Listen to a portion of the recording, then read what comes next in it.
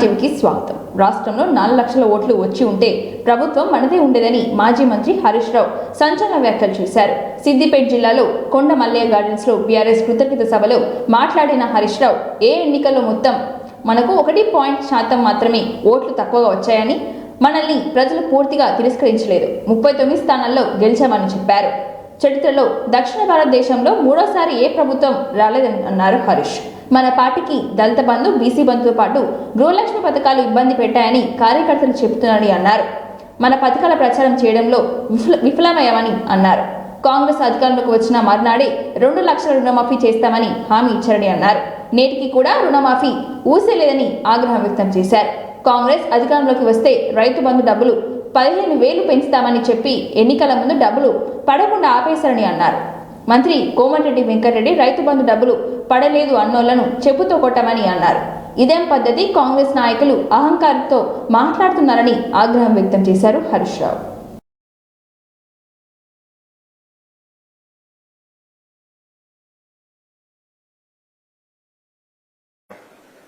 అయితే ఈ 1.8%తో మిస్ అయినాం కదా, ఇక్కడికేదో అయిపోయిందని మనం బాధపడద్దు. తప్పకుండా భవిష్యత్తు మనకు ఉంటుంది. చరిత్రలో మన దక్షిణ భారతదేశంలో మూడోసారి ఏ ప్రభుత్వం రాలే. ఈసారి మనం తెచ్చుకుంటామేమో, హ్యాట్రిక్ కొట్టి రికార్డు సృష్టిస్తామో అని అనుకున్నాం. కేరళ కానీ, తమిళనాడు కానీ, ఆంధ్రప్రదేశ్ కానీ, మరి కర్ణాటక కానీ ఎక్కడ కూడా మూడోసారి వరుసగా ఒక ప్రభుత్వం వచ్చిన సందర్భం మన దక్షిణ భారతదేశంలో లేదు. సో మనం 2 సార్లు అయినా మూడోసారి కూడా వస్తుంది అనుకున్నాం. సరే, రాలేకపోయాం. మొన్న హైదరాబాద్లో కూడా కార్యకర్తల మీటింగ్ జరిగింది. కొంతమంది మా గౌరవ సర్పంచులు, కౌన్సిలర్లు కూడా అయ్యో మమ్మల్ని పిలవలేదని బాధపడ్డట్టు తెలిసింది. వాస్తవానికి ఏంటంటే ఆడ 400 మందితోనే మీటింగ్. ఒక పార్లమెంట్ కాన్స్టిట్యున్సీకి 400 మంది అంటే నియోజకవర్గానికి 60 మందినే రమ్మన్నారు. మరి 60 అన్నప్పుడు నా పరిస్థితి ఏంటంటే ఎవరిని కాదని లేనటువంటి పరిస్థితి. కొంతమంది పిలవకుండా వచ్చిండ్రు. ఆ పిలవకుండా వచ్చిన వాళ్ళతో పంచాయతీ వచ్చింది. ఆయన పోయింది, నన్ను విలువలేదని మీరు అనుకున్నారు. సో దాంతో ఎవరు కూడా బాధపడొద్దు. అయితే చాలా వివరాలు కూడా మాట్లాడుకున్నాం అక్కడ. చాలా విషయాలు కూడా చెప్పారు. రకరకాల సూచనలు కూడా వచ్చాయి.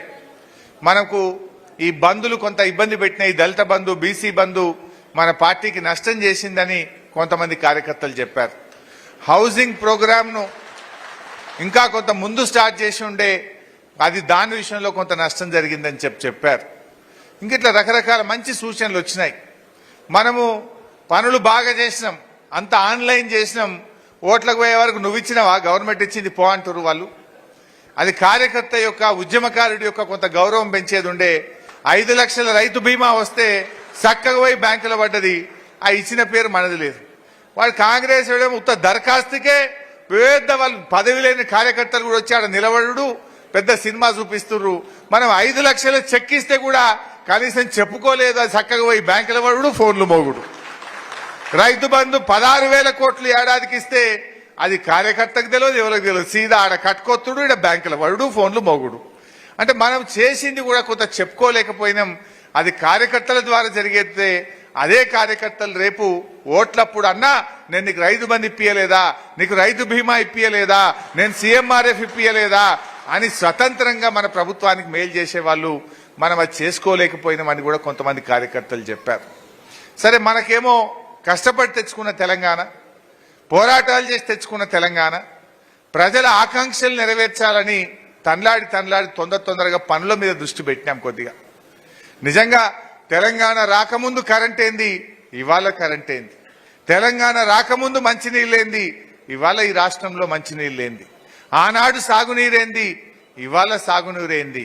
ఆనాడు పండిన పంటల పరిస్థితి ఏంది, ఇవాళ పండుతున్న పంటల పరిస్థితి ఏంది? ఎన్ని చేస్తున్నాం? రిపబ్లిక్ డే సందర్భంగా గవర్నర్ తమిళిసై ఆధ్వర్యంలో ఎట్ హోమ్ సందడి చేసింది. CM Revanth Reddy, deputy CM బట్టి విక్రమార్క, మంత్రులు ఉత్తమ్ కుమార్ రెడ్డి, కోమటిరెడ్డి వెంకటరెడ్డి, కొండా సురేఖ, శ్రీధర్ బాబుతో పాటు high court chief justice Alok Aradhe, CS Santhi Kumari, DGP Ravi Gupta, MLC Gorati Venkanna, AIC నేత రణదీప్ సింగ్, కాంగ్రెస్ పార్టీ ఎమ్మెల్యేలు, ప్రభుత్వ సలహాదారులు, స్వాతంత్ర్య సమరయోధులు హాజరయ్యారు. ఇటీవల పద్మశ్రీ అవార్డు వచ్చిన దాసరి కొండప్ప, కేతావత్ సోమ్లాల్, వేల ఆనందచారి, విఠలాచార్య ప్రత్యేక ఆకర్షణగా నిలిచారు. వారిని శాల్వా కప్పి షీలతో గవర్నర్ సన్మానించారు. మాజీ గవర్నర్లు Vidyasagar Rao, PS Rammohan Rao, BJP MLA పైడి రాకేష్ రెడ్డి పలువురు నేతలు పాల్గొన్నారు. ఈ కార్యక్రమానికి బీఆర్ఎస్ ఎమ్మెల్యేలు, నేతలు దూరంగా ఉన్నారు.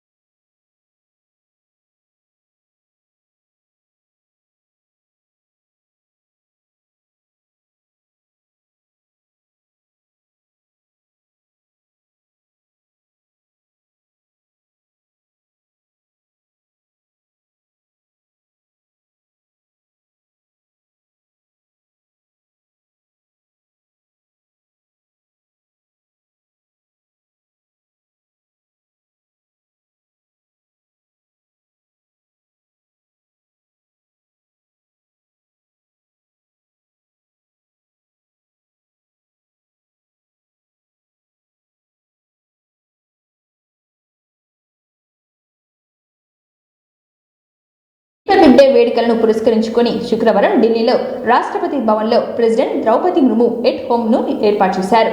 కార్యక్రమంలో ఫ్రాన్స్ అధ్యక్షుడు మ్యాక్రాన్, ఉపరాష్ట్రపతి జగదీప్ ధన్కర్, ప్రధాని నరేంద్ర మోడీ, సిజిఐ డివై చంద్రచూడ్, వివిధ పార్టీల నేతలు, ఇతర గెస్టులు హాజరయ్యారు. రిపబ్లిక్ డే సందర్భంగా ఇండియా పాక్ బార్డర్లోని వాగ్ వద్ద బీటింగ్ రిట్రీట్ వేడుకలు ఘనంగా జరిగాయి. ఈ వేడుకల్లో పాల్గొన్న బార్డర్ సెక్యూరిటీ ఫోర్స్ సోల్జర్స్ ఒకరికొకరు స్వీట్లు తినిపించుకుంటూ శుభాకాంక్షలు చెప్పుకున్నారు. అంతరిక్ష రంగంలో సరికొత్త చరిత్ర లిఖిస్తున్న భారత్ సాధించిన చంద్రయాన్ 3 విజయం, ఆదిత్య L1 మిషన్లపై ఇస్రో రిపబ్లిక్ డే పరేడ్లో ప్రదర్శించిన శకటం ఆకట్టుకున్నది.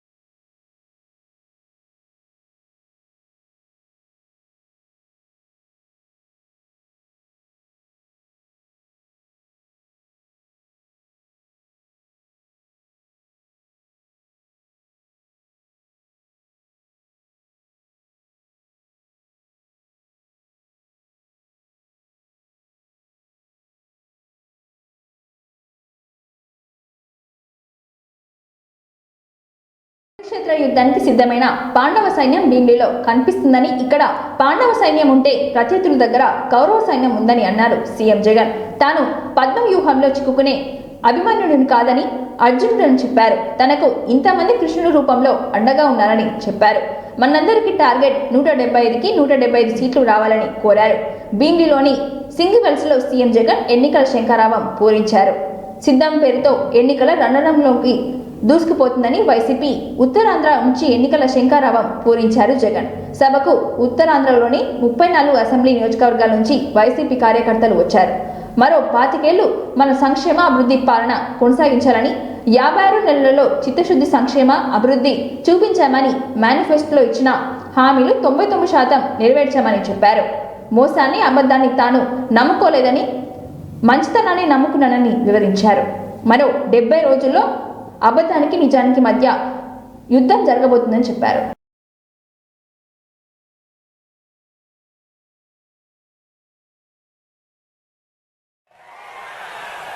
గజదంగల ముఠా ఉంది వాళ్లకు.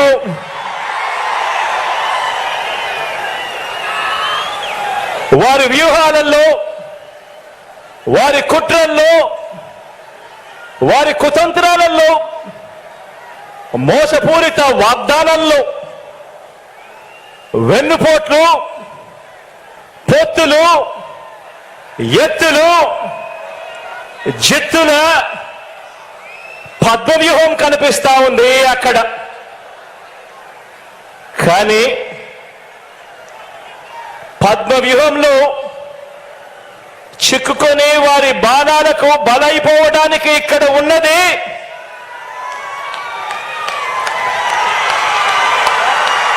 అభిమన్యుడు కాదు, ఇక్కడ ఉన్నది అర్జునుడు.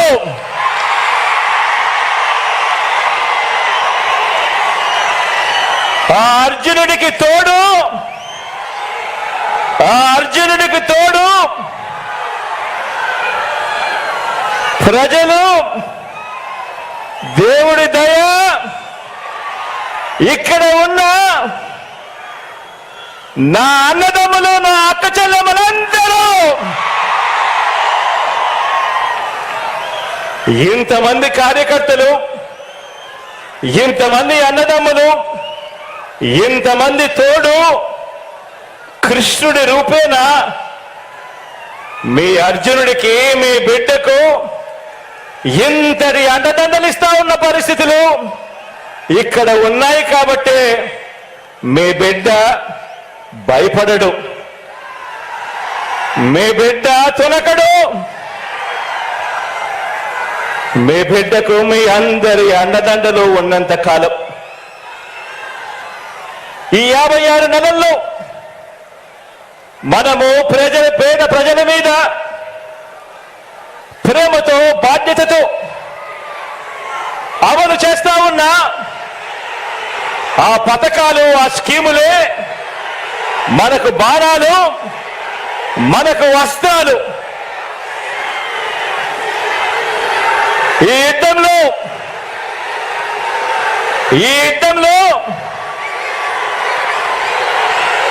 175కు 175 టార్గెట్, 175కు 175 వైఎస్ఆర్ కాంగ్రెస్ పార్టీ టార్గెట్. ఈ యుద్ధంలో వైఎస్ఆర్ కాంగ్రెస్ పార్టీ గెలిపే లక్ష్యంగా దేవుడి దయతో మనం ప్రతి ఇంటికి, మనం ప్రతి ఊరికి, మనం ప్రతి ప్రాంతానికి చేసిన మంచి వల్ల చంద్రబాబుతో సహా అంతా కూడా ఓడాల్సిందే అని చెప్పి కూడా ఈ సందర్భంగా చెప్పడానికి గర్వపడతా ఉన్నా.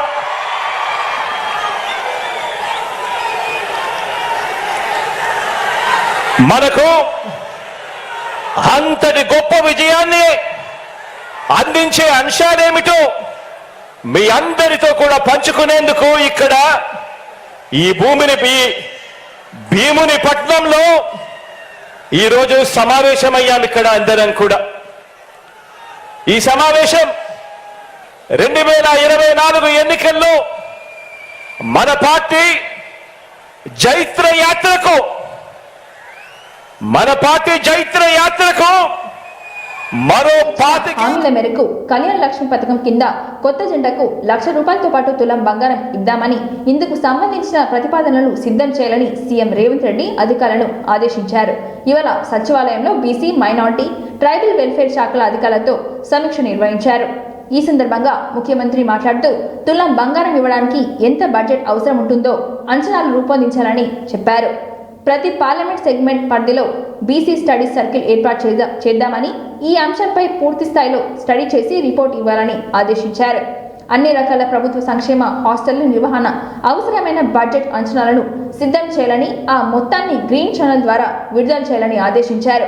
గద్దె భవనాల్లో కొనసాగుతున్న గురుకుల పాఠశాలల వివరాలు అందించాలని, అవసరమైన చోట సొంత భవనాల నిర్మాణానికి అంచనా రూపొందించాలని సూచించారు.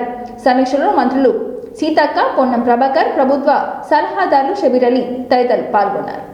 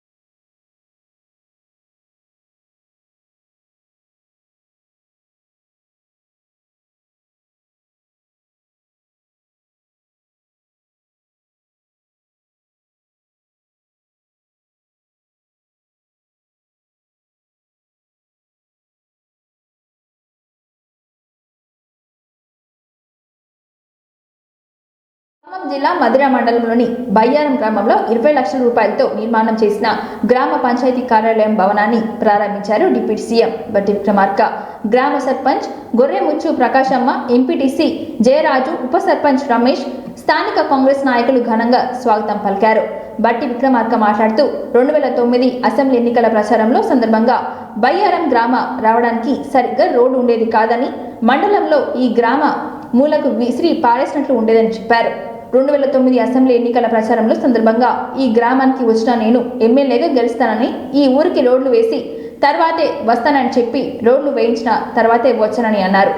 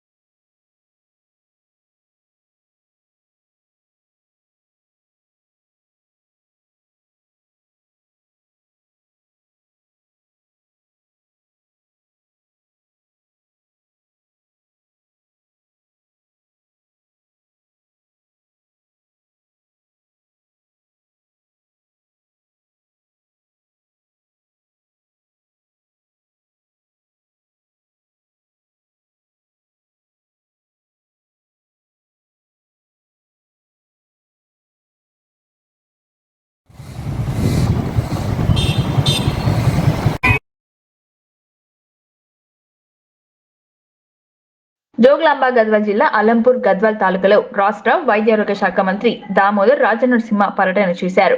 అలంపూర్ లో జోగులాంబ అమ్మవారికి ప్రత్యేక పూజలు చేసి అమ్మవారి తీర్థ ప్రసాదాలు అందుకున్నారు. ముందుగా ఆలయ ప్రధాన అర్చకులు మంత్రికి పూర్ణ కుంభంతో స్వాగతం పలికి శేష వస్త్రాలు సమర్పించారు. అనంతరం అల్లంపూర్ లో 100 పడకల ఆసుపత్రి సందర్శించి పనులను పరిశీలించారు. ఎర్రవెల్లి గ్రామంలో పంచాయతీ భవనాలను ప్రారంభం చేశారు. గద్వాల్ జిల్లా కేంద్రానికి చేరుకొని 300 పడకల భవనం నిర్మాణ పనులను పరిశీలించారు. నిర్మాణం చేపట్టే ప్రదేశానికి చేరుకున్న లబ్ధిదారులు గతంలో పేదలకు ఇచ్చిన ఇండ్లు పట్టాల గురించి మంత్రి ముందు మొరపెట్టగా మీకు ఎన్ని పట్టాలు ఇచ్చారో అన్ని ఇచ్చాకే మెడికల్ కాలేజ్, నర్సింగ్ కాలేజీలు ఏర్పాటు చేస్తామని పేదలకు హామీ ఇవ్వడంతో లబ్ధిదారులు సంతోషంగా వెనుతిరిగారు. అనంతరం జిల్లా కలెక్టరేట్ కార్యాలయంలో అధికారులతో సమీక్ష సమావేశం నిర్వహించారు. ఈ కార్యక్రమంలో జిల్లా కలెక్టర్ సంతోష్, అదనపు కలెక్టర్ అపూర్వ్ చౌహాన్, రెవెన్యూ అదనపు కలెక్టర్ శ్రీనివాసులు, జిల్లా పరిషత్ చైర్మన్ సరిత తదితరులు పాల్గొన్నారు.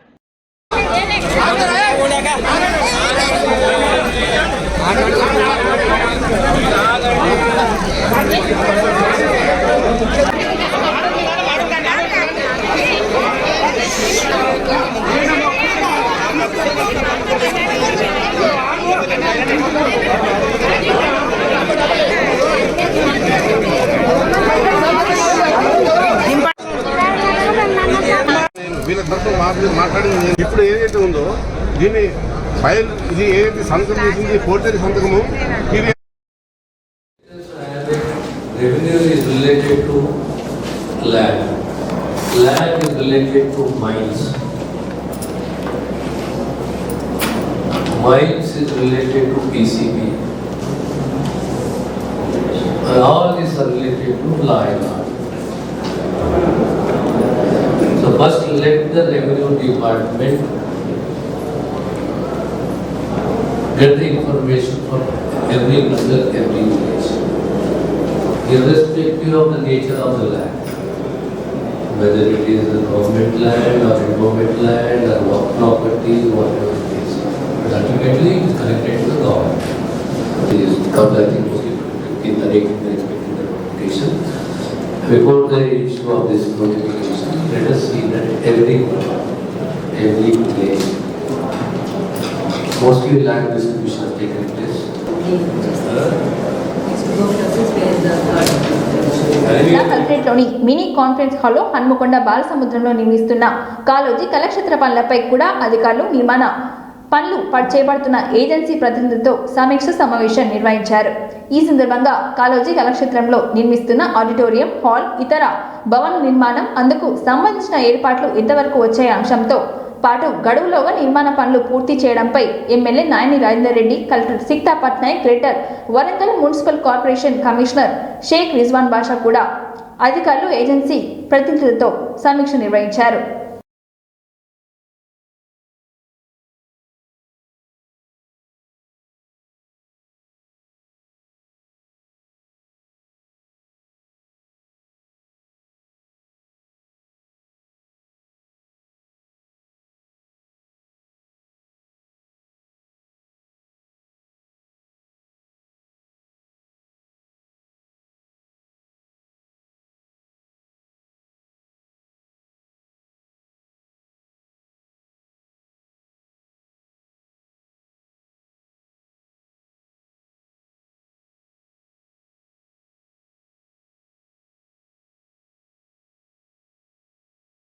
వార్తలు సమాప్తం. మరిన్ని వార్తలతో మళ్ళీ కలుద్దాం. చూస్తూనే ఉండండి 9 టీవీ.